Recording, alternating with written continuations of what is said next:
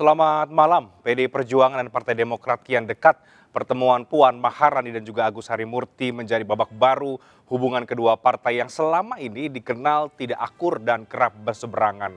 Kedua partai menyatakan saling menghormati posisi politik masing-masing saat ini. Partai Banteng dengan baca pres Ganjar Pranowo, sementara Demokrat yang berlambang Mercy mengusung Anies dengan koalisi perubahan. Namun sebagian pihak meyakini bukan tidak mungkin Demokrat akan berubah haluan. PDIP Demokrat Rekonsiliasi, Anies Gigit Jari, saya Reinhard Sirait, Anda menyaksikan Talk Politics.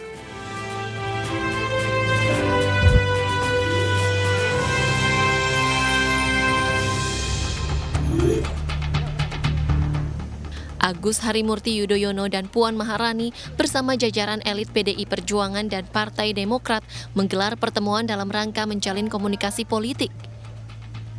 Sebelumnya, Puan dan AHY sempat berolahraga pagi. AHY datang dari Sudirman Tamrin, sementara Puan berolahraga dari Jalan Denpasar, Kuningan, Jakarta Selatan. Dan kami berharap bahwa pemilu ke depan ini adalah pemilu damai, pemilu yang gembira, pemilu yang bisa membuktikan bahwa pesta demokrasi rakyat itu adalah pestanya seluruh rakyat Indonesia. Politik rekonsiliasi semacam ini sangat dibutuhkan dan dinantikan oleh masyarakat Indonesia. Masa depan adalah milik kita, generasi muda. Mbak Puan adalah salah satu tokoh pemimpin, politisi perempuan yang hebat, lengkap rekam jejaknya, baik di parlemen maupun di pemerintahan. Tentunya banyak hal yang bisa beliau sampaikan dan kita diskusikan bersama. Kami pun demikian, saya termasuk yang ingin terus memberikan manfaat dan juga berperan dalam kehidupan bermasyarakat, berbangsa dan bernegara dengan latar belakang yang berbeda, tetapi sekarang dalam dunia politik yang sama. Mudah-mudahan silaturahim tadi tentu tidak hanya membicarakan politik praktis, politik pemilu 2024, tetapi banyak lagi isu kebangsaan, isu negara, dan isu rakyat yang bisa kita rajut bersama. Menurut Sekjen PDI Perjuangan Hasto Kristianto, dialog antara PDI Perjuangan dengan Demokrat dilakukan secara konstruktif karena dialog ini penting untuk membahas kepentingan berbangsa dan bernegara di masa depan.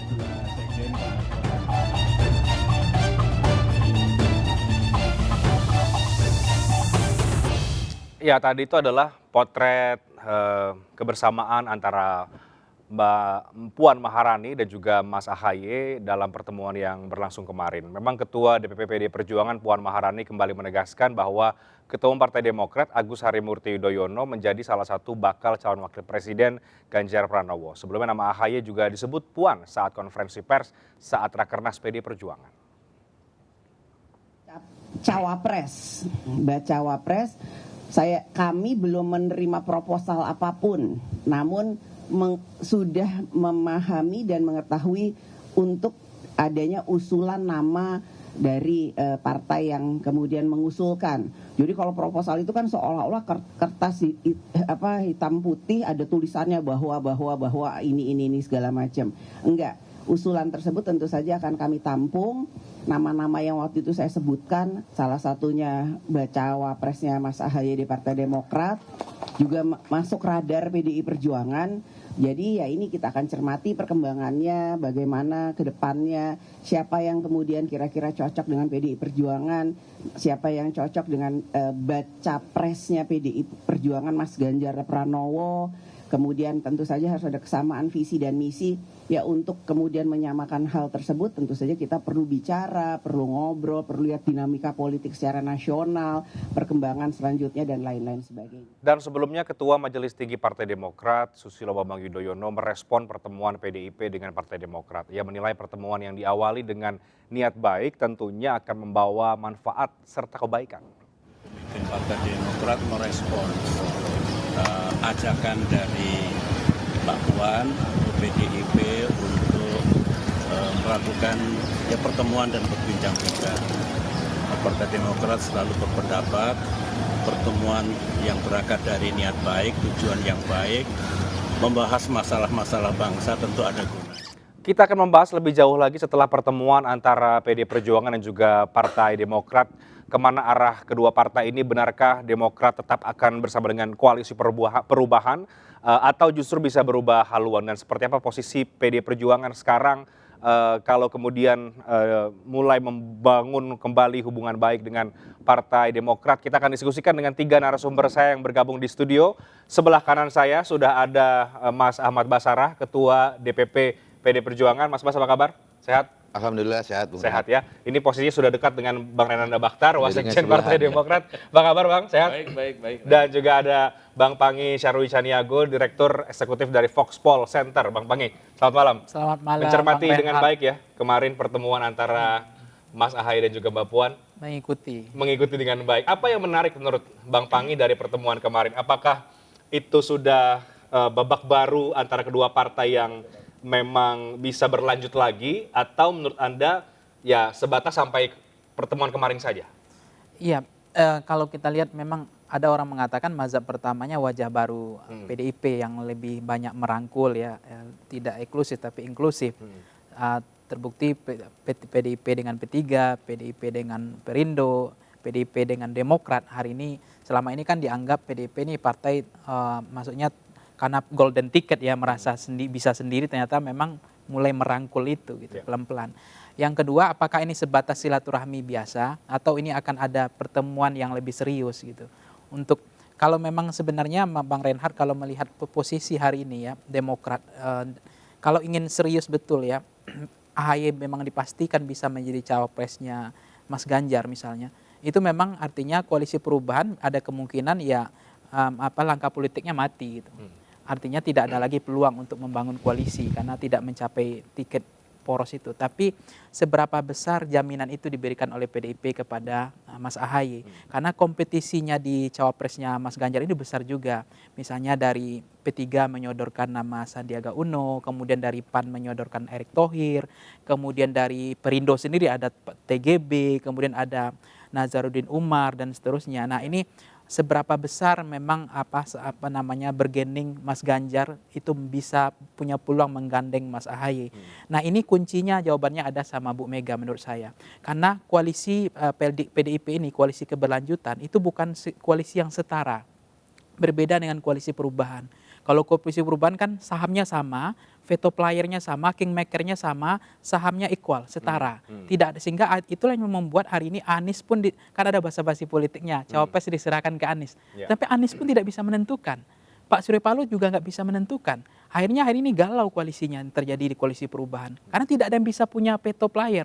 Berbeda dengan koalisi. Galau akhirnya ada pertemuan dengan PD Perjuangan. Nah gitu itu kan? mungkin saja, bisa saja terlalu lama galaunya, tidak ada yang bisa memutus. Koalisinya Bang Ahmad Basarah itu berbeda. Dia tidak setara. Artinya P3 nggak bisa maksa Sandi. PAN nggak bisa maksa Erick Thohir gitu. Termasuk Perindo pun nggak bisa kan berkoalisi tanpa syarat kan. Artinya kunci cawapres itu ada sama Bu Mega. Pertanyaannya adalah sejauh mana likability, preferensinya Bu Mega, chemistry-nya senang dengan Mas Ahaye. Itu persoalannya. Tapi di luar soal cawapres, Bang Pangi, maaf saya potong. Menurut Anda apa yang membuat akhirnya kedua partai ini sebetulnya bisa ketemu? Yang selama ini kita tahu, publik kenal, ini ada di posisi politik yang kerap kali berseberangan kan? Ya memang dalam politik persamaan kepentingan sih. Meskipun apa yang disampaikan mohon maaf oleh Mas Hasto misalnya. Kan politik memang susah dipegang ya. Ya tapi ada ideologi yang kita menarik dari PDIP kan. Tapi persoalannya Mas Hasto kan pernah bilang bahwa tidak akan berkoalisi dengan dua partai. Yaitu PKS dan Demokrat. Kalau Demokrat itu alasan historikal. Yang bisa menjelaskan ya tadilah. Ya, Baik. oke. Kemudian yang PKS kan karena blok ideologis yang terlalu jauh, rentang antara nasionalis dengan Islam, progresif dengan Ya. nasionalisnya dan seterusnya. Nah, apa yang menyebabkan ini kebuka ya 20 tahun Demokrat dengan PDIP ini nggak pernah ada ketemu ya titiknya gitu. Karena menurut saya lebih banyak ada yang mazhab pandangan pertama mengatakan ini kepentingan pragmatis transaksional elektoral semata.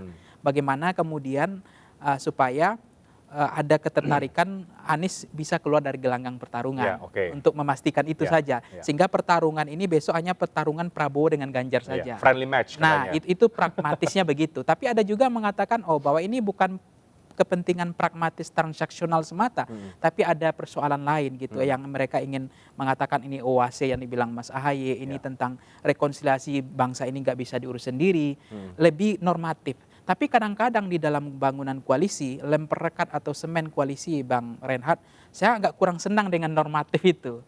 Partai ini ada kepentingan yang lebih menarik sebetulnya. Karena kalau tidak ada persamaan kepentingan, nggak bakal ketemu. Tapi ini bisa ketemu, ya meskipun antara ini kan generasi kedua ya setelah Pak SBY dengan Ibu Mega, Puan dengan AHY. Kita melihat ini sangat normatif banget. Tapi titik pertemuannya, persamaan kepentingannya, saya mencermati ini adalah persamaan kepentingan ya, lebih banyak memang ke agenda Pilpres. Oke. Saya ke Mas Basara dulu sebelum ke Bang Renanda. Saya sebutnya babak baru ya hubungan antara PDIP dengan Partai Demokrat dengan generasi kedua tadi yang disampaikan oleh Bang Panggi. Ada beberapa pandangan memang Mas ketika ada pertemuan ini termasuk seperti yang tadi dikatakan oleh Bang Panggi juga bahwa ini ada kaitannya untuk kepentingan politik, Pilpres dan lain-lain. Apakah memang itu yang melatar belakangi atau bagaimana sebetulnya hasil pertemuan antara kedua partai ini? Ya, Bung Reinhardt, kami tentu tidak bisa mencegah perspektif yang muncul di tengah-tengah masyarakat pasca pertemuan Mbak Puan dan Mas Ahaye. Apalagi pengamat politik seperti Mas Panggi dan lain-lain. Tetapi kalau boleh saya jujur, kami memonitor respon publik Mas Panggi terhadap pertemuan Mbak Puan dan Mas Ahaye itu. Lebih pada bahasa kebangsaan. Ya. Jadi tidak melulu pertemuan aktor-aktor politik harus terjemahkan dengan bahasa politik.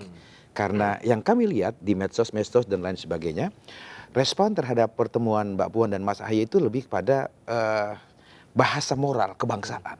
Kenapa? Karena di situ mereka melihat pesan-pesan kebangsaan. Pertama, bahwa ternyata tuduhan kepada PDI Perjuangan selama ini sebagai partai politik yang katanya arogan, tidak mau bersilaturahmi, tidak mau bertemu dengan partai politik lain, wabil khusus dengan Partai Demokrat yang selalu diisukan ada sekat tebal yang tidak membuat kami bisa bertemu, itu gugur dengan sendirinya. Ya, saya kira sebelumnya kita juga dapat melihat pertemuan Bu Mega dengan Pak SBY itu acap kali. Saya mencatat betul sejak era Pak Taufik Kemas dulu, bahkan ketika Ibu Ani wafat ya di 2019, Bu Mega hadir melayat di pemakaman. Begitu Pak Taufik Kemas meninggal dunia di 2013 juga hal yang sama dilakukan. Jadi sebenarnya pertemuan Mbak Puan dan Mas Ahaye itu adalah mengkonfirmasi ketidakbenaran asumsi-asumsi yang berkembang di tengah masyarakat kita tentang hubungan antara Pak SBY dengan Ibu Mega dan Partai Demokrat dengan PDI Perjuangan. Ditambah kalau saya membuka catatan politik pilkada kami, Mas Panggi, itu tercatat sekitar 28 daerah kami bekerja sama dengan Partai Demokrat dalam pilkada-pilkada di seluruh Indonesia. Jadi catatannya adalah, Mas Reinhardt, pertemuan Mbak Puan dan Mas Ahaye seyogyanya tidak melulu diterjemahkan dalam bahasa politik ya. Tetapi kita melihat dalam bahasa persaudaraan, bahasa silaturahmi yang memberikan pembelajaran kepada masyarakat luas bahwa perbedaan-perbedaan politik di masa lalu ataupun agenda-agenda politik yang mungkin saja berbeda antara Partai Demokrat dengan PDI Perjuangan tidak menutup ruang bagi kita semua untuk terus merajut silaturahmi. Apalagi kalau saya lihat Mbak Puan ini kan mewarisi nilai-nilai yang ada pada Ibu Megawati dan Pak Taufik Kemas. Mbak Puan mewarisi nilai ketegasan, keteguhan dalam berjuang dari Ibu Megawati Soekarno Putri, dan Mbak Puan mewarisi keluasan ya, di dalam berinteraksi dengan segala lapisan masyarakat. Saya kira pertemuan kemarin itu adalah menggambarkan pertemuan antara ketegasan sikap Ibu Mega dan keluasan sikap Pak Taufik yang dijalankan oleh figur Mbak Puan. Dan saya melihat ini satu awal yang baik ya bagi sebuah silaturahmi kebangsaan kedua partai politik yang sama-sama bermazhab nasionalis religius untuk itu tadi menjaga kepentingan bangsa dan negara yang lebih besar. Oke, ya saya ke Bang Renanda sekarang. Tadi kita bicara soal rekonsiliasi. Nah, setelah ini disebut rekonsiliasi antara PDIP dengan Demokrat, apa setelahnya? Kan begitu ya. Yang kemudian akhirnya perspektif publik itu jadi bertanya-tanya, ini Demokrat jangan-jangan berubah haluan begitu kan, yang sesuai dengan pertanyaan dari dialog kita pada malam hari ini, Bang. Ya gini, yang penting kita hari ini kita syukuri dulu nih pertemuan ini. Tentu tadi sudah disampaikan, mulai dari Pak SBY, Mas AHY, kader-kader semua menyambut baik pertemuan ini. Dan sebagaimana disampaikan oleh Mbak Puan, ini pertemuan yang pertama tapi pasti bukan yang terakhir kata Mbak Puan. Kami setuju, kami menanti pertemuan-pertemuan selanjutnya. Berarti ada lagi nanti ya? Ya pasti ada, insya Allah. Karena kan Mbak Puan sudah sampaikan dan Mas AHY menyambut baik itu. Memang kan banyak sekali hal yang kemarin belum sempat dibicarakan karena waktunya. Kemarin juga Mbak Puan sempat bilang bahwa ini kalau nggak ingat bahwa teman-teman wartawan nunggu nih, kami sebenarnya masih asik nih ngobrol. Jadi saya rasa ke depan tentu kita ikuti terus perkembangan seperti apa, pembicaraan antara dua tokoh politik ini. Dan kemudian dari kami tentu tadi ditanyakan itu ke depan saya nggak bisa berandai-andai ya, tetapi artinya tentu semua termasuk kader-kader menunggu apa yang nanti bisa dibicarakan dan kemudian juga tadi tentu konteksnya tidak bisa hanya melulu ya 2024 politik pemilu, tetapi tetap bagaimanapun juga ini kita nantikan apa yang kemudian nanti menjadi pembicaraan lebih dalam antara Mbak Puan dan Mas AHY. Tidak mau berandai-andai, tapi di sisi yang lain sekarang masih bersama dengan Koalisi Perubahan. Ini belum menjawab pertanyaan bahwa apakah kemudian Demokrat bisa pindah haluan sebetulnya Bang Renanda setelah pertemuan dengan PDI Perjuangan. Ya, intinya begini, per hari ini sampai hari ini kami masih di Koalisi Perubahan. Oke. Kami masih ingin terus mengawal, memastikan bahwa ini perahu ini, kapal ini bisa berlayar, ya kan? Selama kapal ini kami pastikan bisa berlayar dan kemudian kita semua nih di dalam koalisi ini bisa menjalankan kesepakatan yang sudah disepakati, tentu itu fokus kita, gitu. Jadi kita nggak bisa berandai-andai kemana-mana dulu itu. Tetapi tadi itu kita tidak kemudian serta-merta kemudian harus menutup diri dengan kemungkinan-kemungkinan termasuk apabila misalnya katakanlah ada ajakan dari partai-partai lain ya, itu kan wajar saja gitu. Ini kan politik seperti itu. Kita nggak boleh menutup, wah oke, kita sedang di koalisi, kita jangan bicarakan pilpres, kan nggak mungkin. Ini kan juga bukan satu hal yang sebenarnya tabu dalam politik. Kita ingin tahu seperti apa posisi Pak Prabowo ketika misalnya menyampaikan hasil pembicaraan dengan Pak SBY di Pacitan dan kemudian juga kemarin ya Mbak Puan. Saya sayangnya nggak ada dalam ruangan karena berdua itu. Tentunya yang pasti hanya mereka berdua yang tahu ya.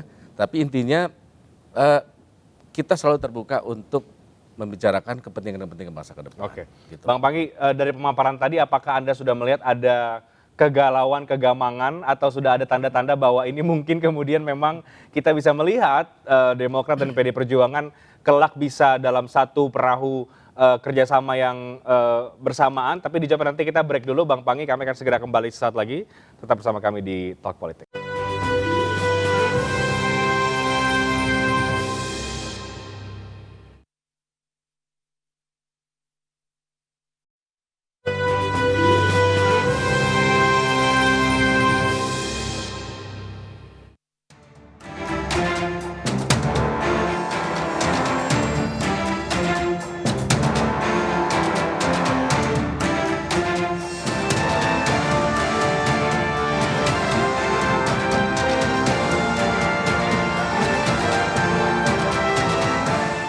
Saya lanjutkan, sekarang saya ke Bang Panggi. Apa yang Anda cermati Bang Panggi dari pemaparan tadi, dan apakah kita bisa melihat memang sekarang artinya koalisi atau peta konfigurasi koalisi saat ini memang bisa kemudian berubah lagi, terutama di posisinya Partai Demokrat dan Koalisi Perubahan?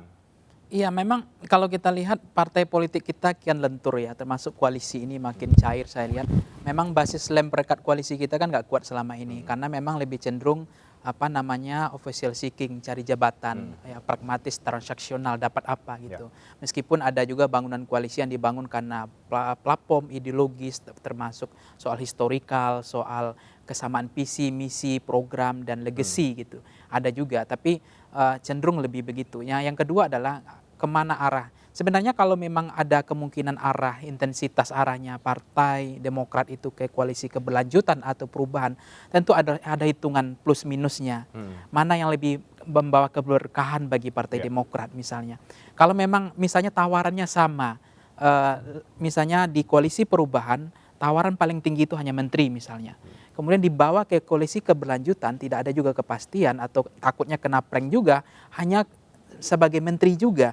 Maka dari dua ini akan dilihat lagi hitungannya sama-sama menteri. Mas Ahy ditawarin di sini menteri, di koalisi keberlanjutan, di koalisi perubahan juga menteri. Berarti kan masih setara. Nah, mungkin nanti AHY dan Partai Demokrat melihat tren kemenangan. Siapa yang berpeluang lebih besar? Apakah begitu lebih ya? besar peluang di koalisi keberlanjutan atau di koalisi perubahan? Oke. Nah, kalau misalnya lebih besar di koalisi perubahan, tentu untuk apa Partai Demokrat meninggalkan koalisi perubahan? Tapi kalau memang besar peluang itu kans kemenangan probabilitasnya di koalisi keberlanjutan, tidak salah juga Demokrat karena partai itu ya memang bandwagon effect. Dia memilih bakal menang karena nggak mungkin juga Partai Demokrat terlalu lama berpuasa misalnya. Dianggap 10 tahun menjadi partai oposisi. Nah, ini yang harus dihitung, dikalkulasi. Tapi hati-hati juga Bang Renanda. Terlalu jauh Partai Demokrat ke koalisi keberlanjutan, komunikasi dan intens pertemuannya, maka di koalisi perubahan ini juga akan dianggap tidak lagi menjadi tulang punggung. Kan tulang punggungnya hari ini koalisi perubahan itu, big bone-nya tulang punggungnya itu adalah sebetulnya kan Demokrat menjadi positioning di situ. Karena ada perubahan dan perbaikan. Maksudnya koalisi perubahan dan perbaikan itu sebetulnya rohnya ada pada Demokrat sebetulnya. Nah, kalau misalnya terlalu jauh mainnya, nanti di koalisi perubahan itu juga dianggap tidak lagi menjadi penentu gitu. Jadi dianggap hanya pengusung, bukan pendukung, bukan lagi pengusung. Apalagi tiba-tiba ada nanti yang mau merapat juga. Tapi kalau memang nggak ada yang merapat, berarti sebetulnya poros perubahan ada kemungkinan terkunci. Terkunci dalam konteks ini. Tetapi hati-hati kalau terlalu jauh. Nah, ini yang menarik bagi saya gitu. Bang Nanda, hati-hati kalau terlalu jauh, atau jangan-jangan ini sengaja mau agak-agak jauh supaya bergaining position lebih tinggi lagi, katanya mau menggoda Anies supaya desak cawapresnya siapa gitu, benar tidak? Jadi begini, kita sih nyantai aja ya, maksudnya begini, Partai Demokrat melihat pertemuan teman-teman di koalisi, apakah itu PKS dan Nasdem, bertemu siapa saja, termasuk misalnya Pak Surya Paloh bertemu dengan Pak Luhut, dan teman-teman bertemu yang lain-lain, nggak ada. Kita juga kekhawatiran, wah jangan-jangan nanti ada pembicaraan yang mengarah nggak sejalan dengan pemikiran kita. Tentu kami juga berharap teman-teman di sana seperti itu juga gitu. Tidak serta-merta kita ketemu siapapun terus kemudian wah ini pasti nih sebentar lagi punya pemikiran lain. Saya kira kita harus mulai lebih dewasa berpolitik. Tidak kemudian wah nggak bagus ketemu si Anu, nggak bagus bicara ini, nggak bagus ketemu sering-sering gitu. Tentu tadi sudah disampaikan sama Bung Pangi juga. Demokrat juga punya hitungan, ya. Tentu pada akhirnya tadi itu mana yang tentukan politik tentang positioning juga, tapi tidak melulu itu juga gitu. Dinamika kan bisa apapun nanti bisa berubah. Yang kita tidak ingin adalah kita tanpa alasan, tanpa sesuatu hal yang mendasar dalam pertimbangan ke depan tiba-tiba mencela-mencele. Itu juga pasti juga tentu teman-teman siapapun yang menampung kami katakanlah gitu ya, yang kemudian kita bergabung saya juga akan berpikir kok semudah itu Demokrat bergabung. Tentu sekali lagi kita harus mencermati perkembangan ke depan. Kita punya pemikiran-pemikiran ke depan samalah mungkin dengan yang lain ya. Tetapi tentu dalam strategi ini kita bisa saja berbeda. Kita sangat memahami kali ini sangat penting tentang persepsi dan positioning. Tapi sekali lagi Demokrat tidak boleh dalam posisi kemudian di pojokan, kemudian juga tidak boleh dilarang begini begitu, dikunci ke kiri ke kanan. Tentu kita harapkan tidak terjadi seperti itu karena kita juga lakukan hal yang sama kepada teman-teman baik di PKS maupun di Nasdem. Jadi sekali lagi kalau kita lihat komentarnya Mas Anies juga bagus kan, bagus harus dilanjutkan itu pertemuan. Kemudian teman-teman yang lain juga Bang Mat Ali yang biasanya sangat kritis gitu kemarin juga wah bagus itu pertemuan itu. Apalagi teman-teman PKS. Jadi saya rasa tidak ada masalah kekhawatiran soal itu. Tapi apakah memang setransaksional itu yang tadi bahasanya Bang Pangi? Ini soal menteri kalau kesini lebih menang mana, lebih dapat mana? Saya rasa itu salah satu pertimbangan, tidak salah. Yang disampaikan Bung Pangi itu tidak salah. Itu kan normatif seperti itu. Mana nih kita mau mentingkan pileg atau pilpres misalnya. Kadang-kadang tentu harapan semua sukses di pilpres kemudian sukses di pileg. Kadang-kadang nggak bisa, pilihannya harus salah satu. Kita bisa ikut menjadi gerbong yang lokomotifnya masuk ke istana, tetapi belum tentu pileg sukses gitu ya. Atau kita ya sudahlah kita menatap 2029 karena pilihannya serba sulit, udah kita perkuat saja, kita fokus di Pileg untuk kemudian kita berharap juga tetap bisa memberikan kontribusi misalnya di 2024. Kan bisa macam-macam pilihannya. Jadi menurut saya sekali lagi tentu balik lagi pertimbangan seperti apa. Jadi soal pertimbangan tadi tentu Pasti ada masuk benarnya, dalam tapi hitung-hitungan tidak harus ya? seperti itu gitu ya. Tapi artinya itu bisa juga jadi salah satu pertimbangan. Itu yang umum seperti itu. Oke. Tapi sekali lagi kita punya patron, Pak SBY ini kan juga tidak semata-mata selalu urusannya menang kalah gitu. Dia banyak juga menggunakan wisdomnya untuk melihat menatap ke depan. Jadi inilah yang pertama kali kami dipanggil semua teman-teman. Saya bersyukur hari ini ada informasi bahwa teman-teman di PDI Perjuangan ingin berkomunikasi dengan kita. Saya minta semua full semuanya untuk bisa mensukseskan pertemuan itu, komunikasi itu. Oh, itu arahan Pak SBY ketika mengetahui. Ketika mendapat informasi. Oh, oke. Ya kan? Dan tentu saja semua mengetahui lah bagaimana Pak SBY sebenarnya dari dulu kan sebenarnya mendambakan lah ini ya, teman saya tahu sekali bisa berkomunikasi dengan Bu Mega. Tetapi apa yang terjadi hari ini sudah sangat baik. Karena memang mungkin sudah waktunya generasi muda ini yang bisa mewakili generasi-generasi sebelumnya untuk bicara. Kalau kita bicara menatap masa depan kan judulnya seperti itu. Anak-anak muda ini yang punya visi ke depan. Oke. Yang lebih tahu masa depan tantangan seperti apa, harus dijawab seperti apa. Karena masalah bangsa kita sangat kompleks untuk kita bicara dan kerja masing-masing. Oke, Gitu. Mas Basara ini sudah senyum-senyum, artinya memang apakah memang ini trennya akan baik, akan positif? Karena kan per hari ini masih di koalisi perubahan, artinya PD Perjuangan kan apakah berharap bahwa Demokrat, ayo satu barisan dalam koalisi yang sama dengan PD Perjuangan kali ini? Saya kira positioning politik dalam pertemuan dengan PDI Perjuangan dengan Demokrat itu tidak dalam posisi pragmatisme politik. Kenapa? Karena seperti yang Bung Panggi katakan, secara elektoral kami memiliki strong point untuk mendaftarkan paslon kami sendiri. Iya. Oleh karena itu, kami membahasakan pertemuan Mbak Puan dengan Mas Ahy itu lebih pada politik kebangsaan dan kenegarawanan. Dua putra-putri presiden kelima dan keenam Republik Indonesia yang sekarang eksis di masing-masing partai politik bertemu, itu bisa merancang berbagai hal tentang masa depan. Iya, iya. Secara biologis, jika usia Mbak Puan panjang, tentu kita doakan panjang, Mas Ahy juga begitu. Mereka berdua mungkin paling minim bisa mengikuti 4 kali pilpres lagi. Iya. Dan banyak hal yang bisa dikerjakan kalau kolaborasi itu bisa dijaga. Sementara di sisi lain, kalau terkait dengan urusan percaturan politik pilpres, memang saat sekarang ini partai-partai politik sedang membangun simulasi-simulasi politik, membangun penjajakan ke sana sini, terutama yang mereka belum dapat pasangan calon yang memenuhi ambang batas 20%. Dan memang salah satu fungsi partai politik itu melakukan komunikasi-komunikasi politik, yang mempengaruhi partai politik yang lain. Tapi jangan lupa, ketika partai politik itu menjalin komunikasi, berinteraksi, berkoordinasi, mereka tetap memegang kedaulatan politik partainya masing-masing. Boleh bertemu, berinteraksi, berkoordinasi dengan siapapun, and the end, keputusan akhir ada di kedaulatan partai politik itu sendiri.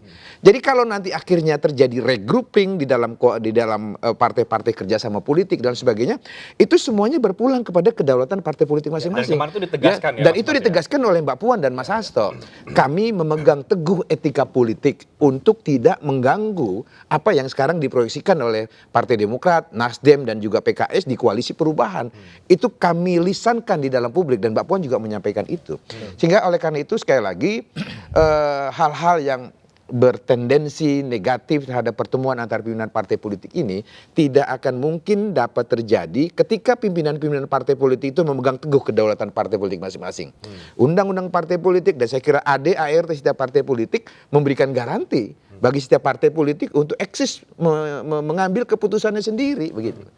Jadi PDI Perjuangan tidak ragu lah tentang hal itu. Kami terus berada pada koridor politik kebangsaan, kami membuka diri, sekalipun strong point kami bisa mengusulkan paslon sendiri, kami membuka diri dengan partai politik lain, termasuk dengan Demokrat itu yang mulai membuka pembicaraan itu Mbak Puan langsung. Dan Mbak Puan itu boleh dikatakan personifikasi dari pandangan dan sikap politik Ibu Mega. Bahkan pada saat pertemuan kemarin, instruksinya adalah Mbak Puan bertemulah dengan Mas Ahy dengan senyum, tidak boleh tegang, dan seluruh pejabat-pejabat teras di PD Perjuangan, termasuk Sekjen PD Perjuangan hadir dalam pertemuan itu.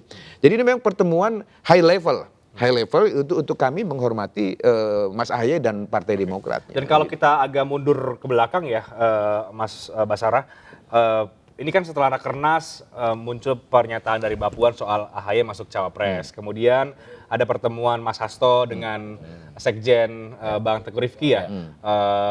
Partai Demokrat, kemudian ada pertemuan lagi. Artinya ini memang sudah terbangun komunikasi ini sejak belakangan ini sudah cukup lama ya Mas Bas, atau bagaimana sebetulnya? Kalau komunikasi politik antar pimpinan partai, saya kira semua terjalin. Saya sama Bung Jalan Renhat sering terus. sekali ketemu dengan Pak Sari Pasan, Wakil Ketua MPR. Kami bahkan sudah mendiskusikan ini jauh-jauh hari gitu. Tetapi kalau mengenai kerjasama Pilpres, Bung Renhat, pada akhirnya pasangan calon itu kan satu calon presiden dan satu calon wakil presiden. Tidak mungkin ada dua calon wakil presiden. Nah, pada posisi calon wakil presiden hari ini, kalau saya merujuk pada pidato Ibu Mega pada saat menerima P3 30 April yang lalu, kan setidaknya ada 10 bakal calon wakil presiden. Ya di luar 7 yang beredar di media. Ada Pak Erick Thohir, ada Pak Sandiaga Uno, ada Pak Mahfud MD, Pak Muhaimin Iskandar, Pak Erlangga, termasuk Pak Prabowo sendiri. Ibu Mega mengatakan saya punya calon 3 nama lagi, biar menjadi 10. Lalu kemudian dalam perkembangannya Mbak Puan mungkin melihat karena ada elektabilitas Mas AHY dan lain sebagainya, lalu beliau melontarkan bahwa Mas AHY juga potensiali bisa menjadi bakal calon wakil presiden. Dan saya kira itu lumrah-lumrah saja, begitu sebagaimana juga partai-partai politik lain menyebut Mas Ganjar sebelum PDI Perjuangan mengusulkan Mas Ganjar pada waktu itu, Mas Renhat gitu.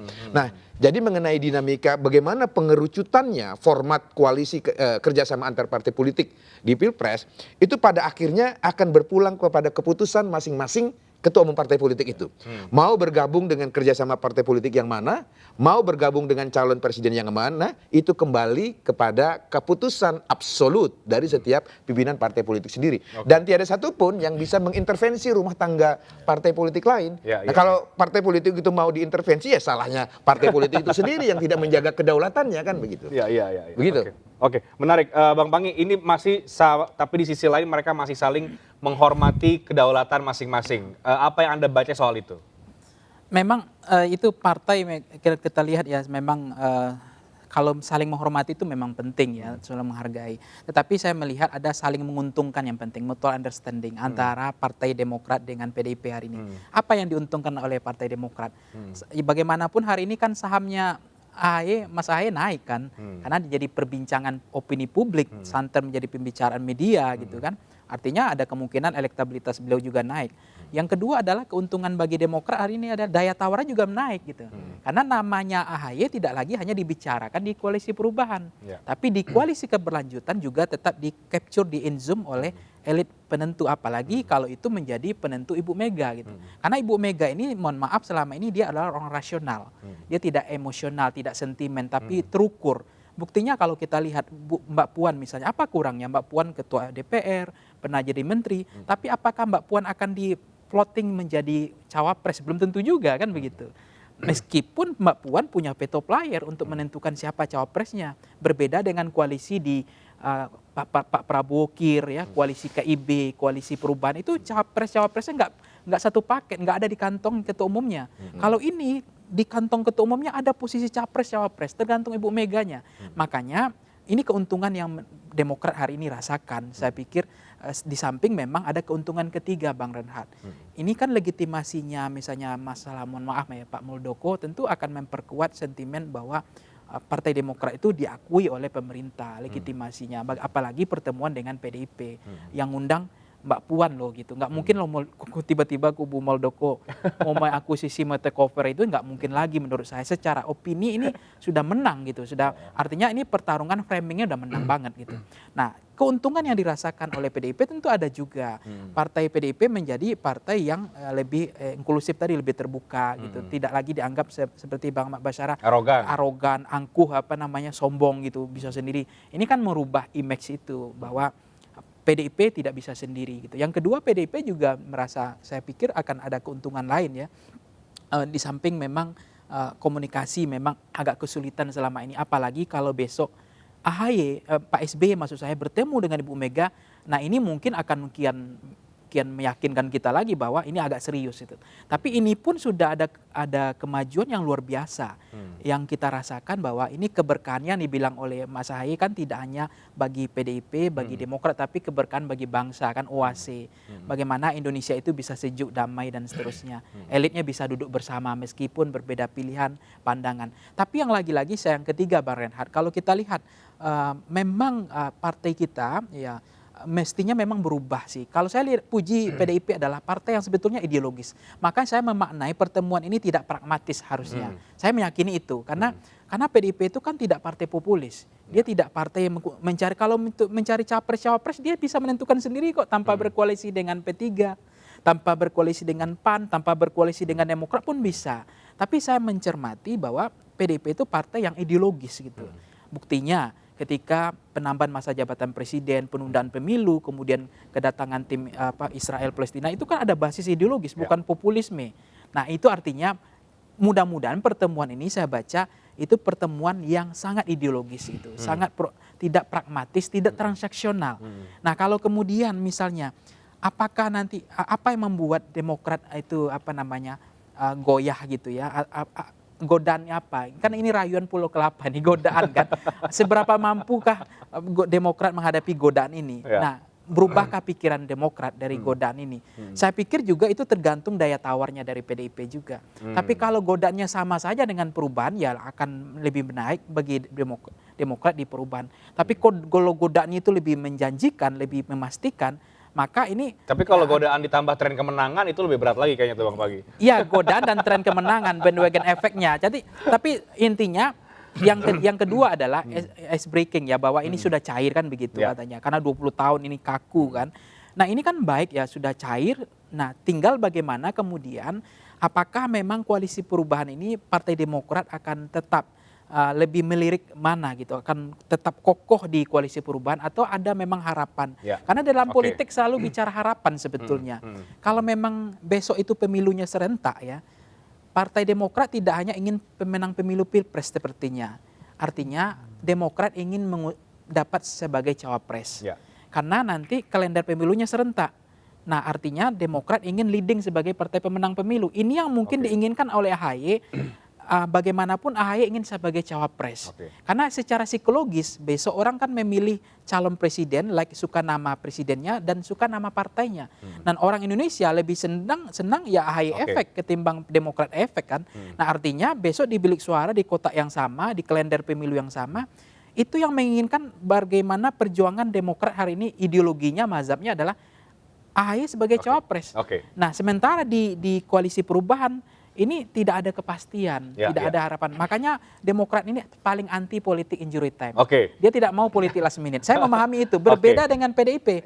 PDIP justru suka yang begitu, politik last minute dan biar injury memberikan time. surprise ya. Karena dia tidak perlu bermanuver lagi. Tapi kalau Demokrat, kalau politik last minute, injury time, nasib partainya nggak jelas lagi. Kita break karena dulu. Dia tidak bermanuver Kita lagi. break dulu Bang Pagi, di segmen terakhir nanti kita akan bahas lagi soal posisi cawapres, dan kalau kemudian seperti ini dinamikanya, bagaimana nasibnya Pak Anies Baswedan sebagai baca pres yang sudah diajukan oleh beberapa partai. Tapi kita akan bahas nanti setelah jeda berikut, kami akan segera kembali.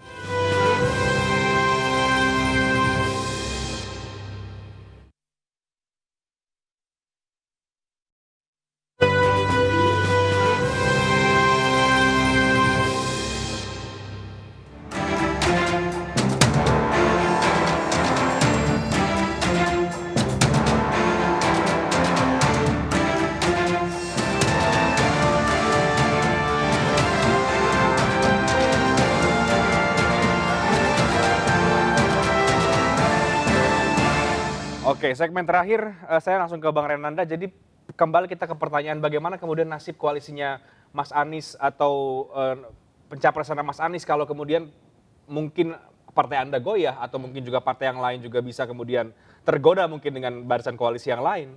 Ya, jadi tadi sudah disampaikan juga bahwa Partai Demokrat punya pemikiran, punya konsep pemenangan, punya strategi, juga memahami soal positioning politik dan kemudian juga psikopolitik rakyat.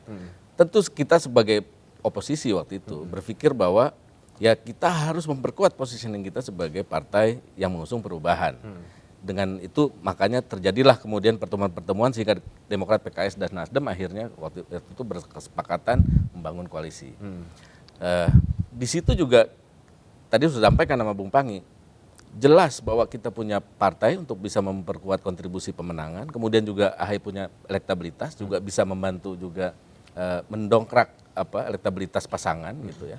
Dan kemudian juga memahami bahwa kita ini sebagai koalisi yang ya berbeda dengan pemerintah posisinya, tentu lebih membutuhkan waktu untuk sosialisasi, kemudian membangun kerjasama bersama ini 3 partai berikut dengan relawannya, jaringan dan segala macam, harus membuat timeline. Tidak mudah buat kita menerima untuk tadi politik last minute ya, strategi last minute, tiba-tiba sudah tinggal mau mendaftar terus baru ada kepastian begitu. Itu yang selalu kami Maunya di ingatkan depan ke teman-teman. dulu ya, sudah jelas Kita dulu. mengingatkan teman-teman, sepertinya nggak pas kalau seperti itu. Kita butuh waktu lebih panjang. Berbeda dengan teman-teman seperti di PD Perjuangan gitu ya. Yang mau last minute mau apa, mereka sebenarnya juga tetap jalan itu sebenarnya kan. Nah, tinggal memang deklarasinya yang mereka hype, mereka sampaikan di ujung. Biasanya seperti itu, tapi nggak tahu nih apa ada strategi baru daripada. Yang jelas ini kita nggak bisa pakai pendekatan seperti itu. Kita berbeda situasinya, sehingga berkali-kali kita ingatkan kalau teman-teman setuju, kita memang tidak bisa nih terlalu berlama-lama untuk memastikan siapa pasangannya, ya kan, Mas Anies. Kemudian ya kerjanya masih banyak nih, masih panjang ke depan. Karena kita juga tidak punya logistik yang melimpah begitu ya. Nah itu yang kita sampaikan. Posisi kita di situ. Nah tentu saja ini bagian pun juga kita harus sepakat ada timeline. Kita tidak mempermasalahkan nanti seperti apa dinamikanya ya. Kemudian misalnya katakanlah selalu pertanyaan gimana kalau bukan Mas Ahaye. Kembali kami sampaikan bahwa ada 5 kriteria kesepakatan yang sudah jelas ada di situ 1, 2 sampai 5 itu jadi kesepakatan bersama. Tidak mungkin koalisi ini mudah bubar begitu saja. Yang bisa membubarkan koalisi ini kalau boleh dalam posisi saya menyampaikan ya adalah pelanggaran dari kesepakatan itu sendiri. Simple as that. Kita sepakat, kita konsisten di situ. Kami sampai saat ini teman-teman di Nasdem dan PKS tahu sangat konsisten. Kami juga ikut merumuskan sebabnya kriteria itu. Nah kembali jadi Ada yang tidak konsisten kalau soal itu Anda berarti? nggak ada. Sejauh ini alhamdulillah kita baik-baik aja, kita kompak-kompak saja. Tapi sekali lagi waktu berjalan, kita memang membutuhkan lebih banyak waktu untuk kita bersosialisasi karena kita cuma punya 75 hari kan dari ketentuan itu untuk berkampanye. Jadi saya rasa cuma itu posisi kita nggak mau berandai ke depan sampai hari ini per hari ini kita fokus untuk bisa mengawal ini, memastikan koalisi ini bisa berlayar dan insya Allah bisa menang. Oke, kalaupun tidak di koalisi perubahan, apakah kemudian nama AHY juga memang dipatok selalu menjadi cawapres? Katakanlah kalau misalnya nanti bisa bekerja sama dengan PD Perjuangan dan partai-partai pengusung Pak Ganjar. Ya, kalau kita kan nggak pernah matok-matok lah itu ya. Yang jelas begini, kita ingin berkontribusi lebih besar, lebih banyak pada periode selanjutnya. Kita ingin berada kembali bersama-sama di pemerintahan. Apakah kita yang kemudian juga memimpin pemerintahan atau kawan-kawan yang lain memimpin pemerintahan? Itu jelas sikap kita. Saya clear di situ. Karena kita merasa bahwa selama ini banyak pemikiran-pemikiran kita tentu, walaupun kita salurkan tentu, lewat banyak ya saluran kita, DPR dan sebagainya. Tapi begitu ini ketua umum masih muda, wawasannya luas, dia cerdas dan tentu saja dia ingin berkontribusi pemikiran, bukan hanya pemikiran tapi juga kerja-kerja bersama. Jelas saya rasa posisi kita seperti itu. Mas Basarah, semakin banyak nama cawapres yang kemudian berseliweran untuk mendampingi Pak Ganjar, sampai kemudian juga disebut sama Mas Ahaye oleh Mbak Puan. Banyak juga yang berpandangan bahwa ini mah nggak akan mungkin sebetulnya, hanya gimmick saja menawarkan nama Mas Ahaye. Sebenarnya gimana sih dari PD Perjuangan, Mas?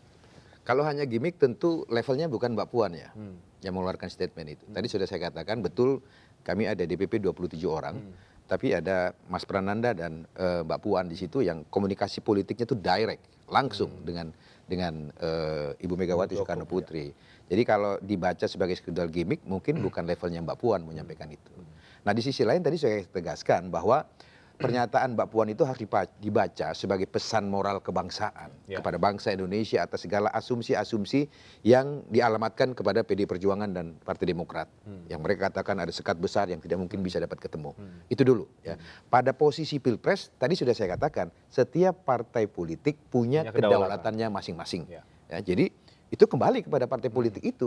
Komunikasi, interaksi, lalu lintas, lobby dan sebagainya itu lumrah karena memang politik adalah seni untuk mempengaruhi yang lain. Yang penting bagaimana cara mempengaruhinya, begitu loh.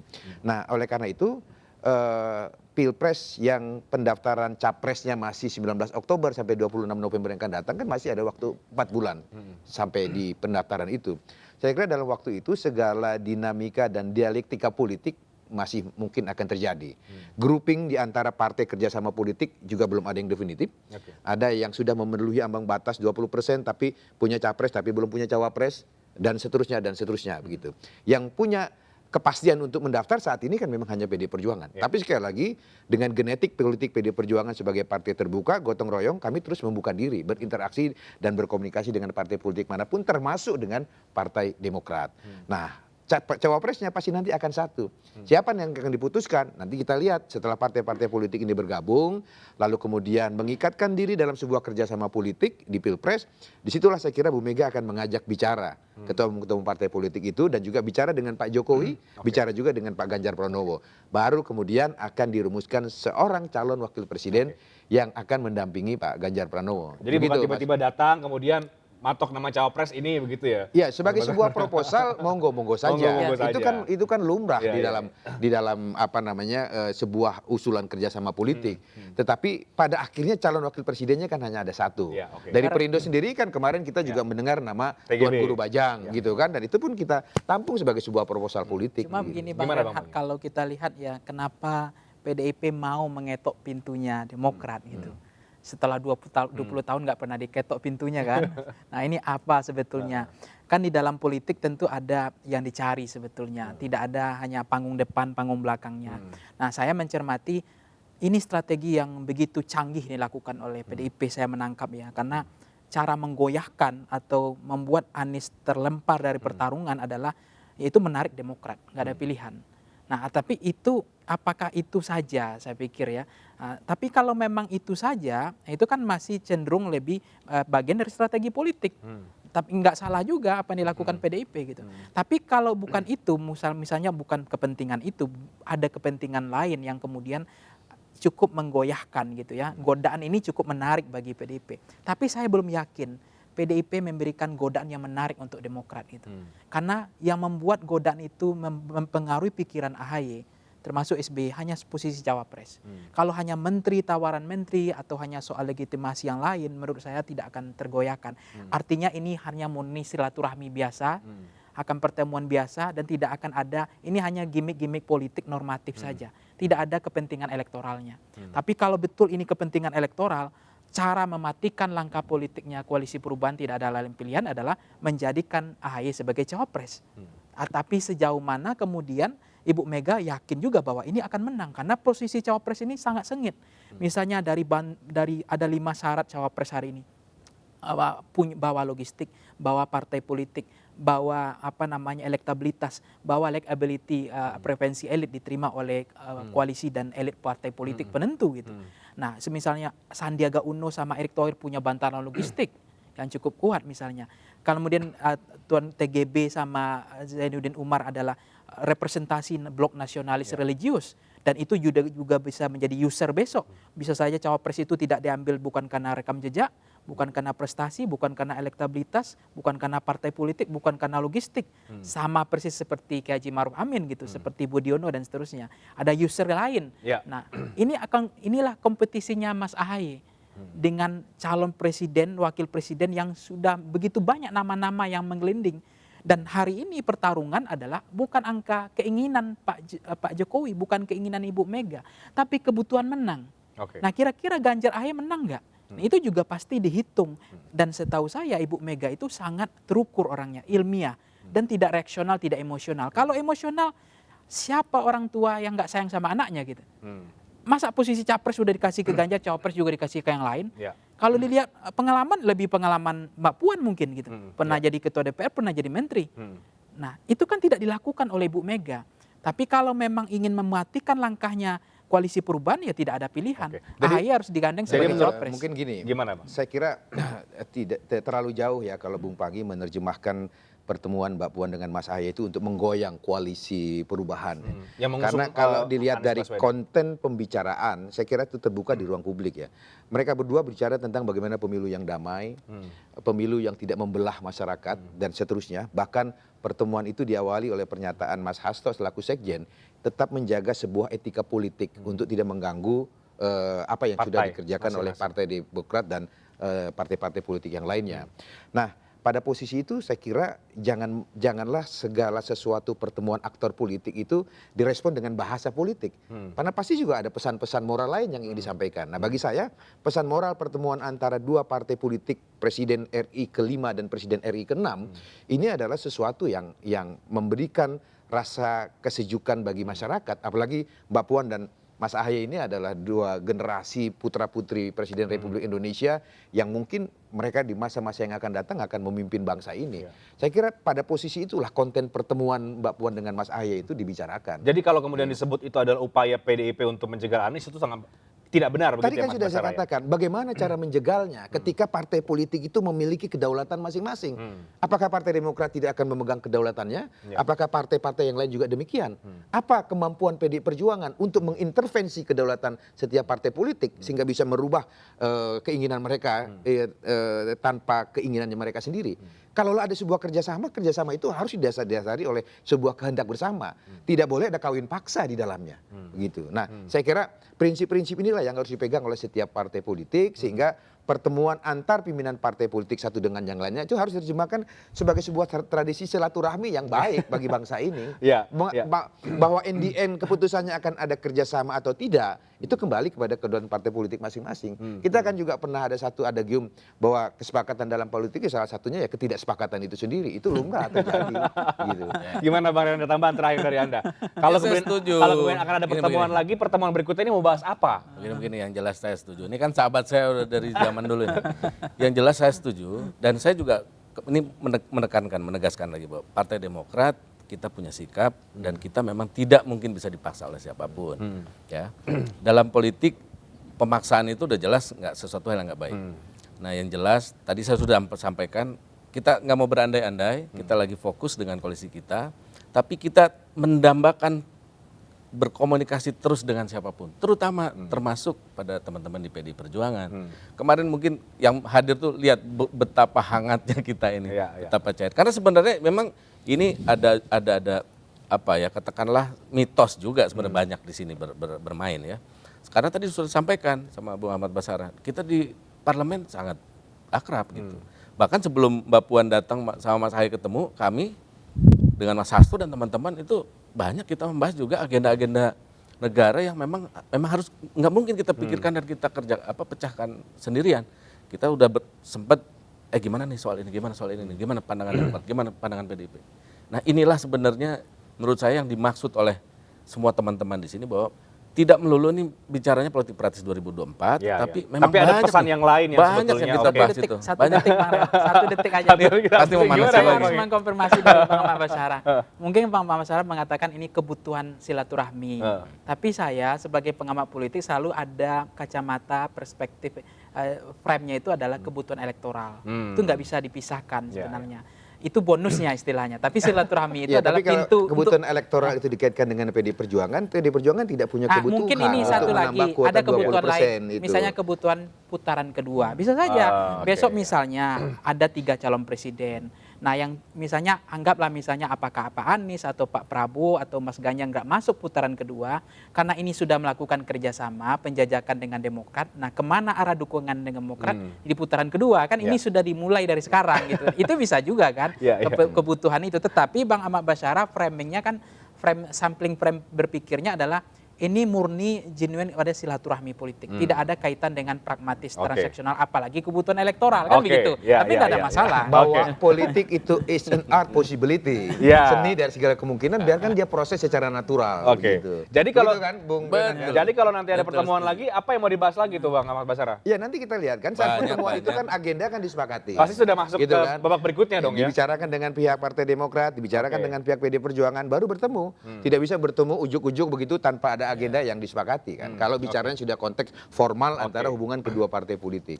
Yang jelas namanya pertemuan antar aktor politik tentu ada motif politik di belakangnya. Apakah itu kemudian lebih besar kemudian kita bicara soal politik kebangsaan atau mungkin ada politik transaksional seperti bacaan Bang Panggi, kita serahkan kepada masyarakat untuk menilai. Tapi yang jelas kita mengapresiasi ada pertemuan yang baik antara PDI Perjuangan dan juga Partai Demokrat yang selama ini publik mungkin mengenal ini saling berseberangan, tapi sekarang bisa jauh lebih cair dan jauh lebih baik. Tapi terima kasih banyak waktunya Mas Ahmad Basara, Bang Renat terima kasih banyak, Bang Panggi terima kasih banyak untuk waktunya. Demikian Talk Politics malam hari ini, saya Rehat Sirait pamit, terima kasih, selamat malam.